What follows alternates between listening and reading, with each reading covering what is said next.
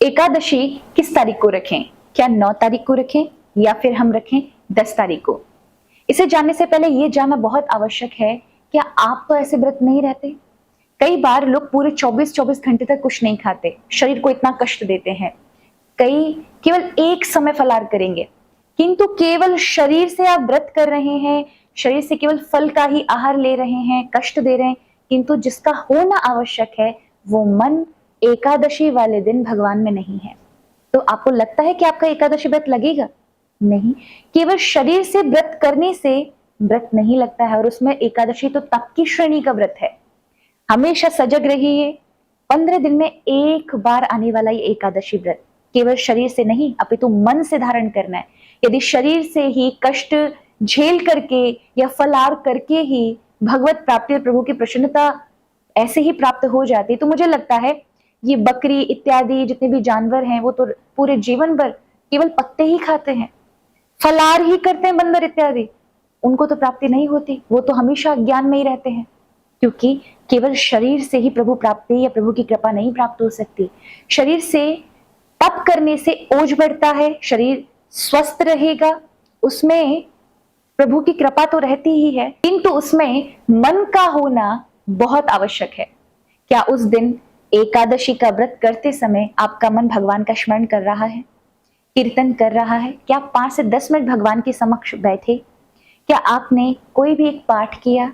क्या उनकी कृपा का आपने अनुभूति की? क्या किसी दीन दुखी की सहायता की या कोई पुण्य दान इत्यादि कर्म किए? ये सभी एकादशी को पुण्यशाली बनाता है और भगवान की कृपा आपके ऊपर बरसाने के लिए भगवान की नजर आप तक पहुंचाता है, यानी भगवान की दृष्टि आप तक पहुंचती है। इसीलिए व्रत करो तो मन के साथ करो, सिर्फ तन से नहीं। इंद्रा एकादशी हम 10 तारीख को रखने जा रहे हैं।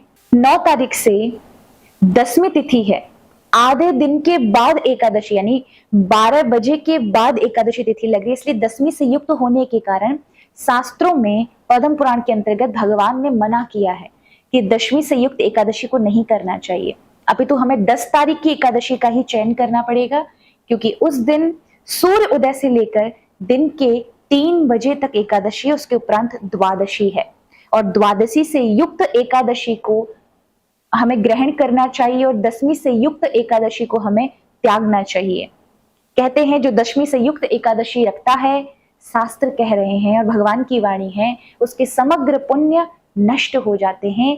एकादशी का त्याग 10वीं से युक्त अगर हो तो कर देना चाहिए।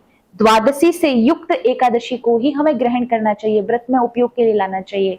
द्वादशी से युक्त एकादशी ही अम्बरीश राजा रखते थे, जिनके लिए भगवान ने जिनकी रक्षा के लिए सुदर्शन चक्र को स्थापित कर दिया। तो हम सभी को इंद्रा एकादशी 10 तारीख को रखनी है। आप सभी को इंद्रा एकादशी की ढेर सारी शुभकामनाएं।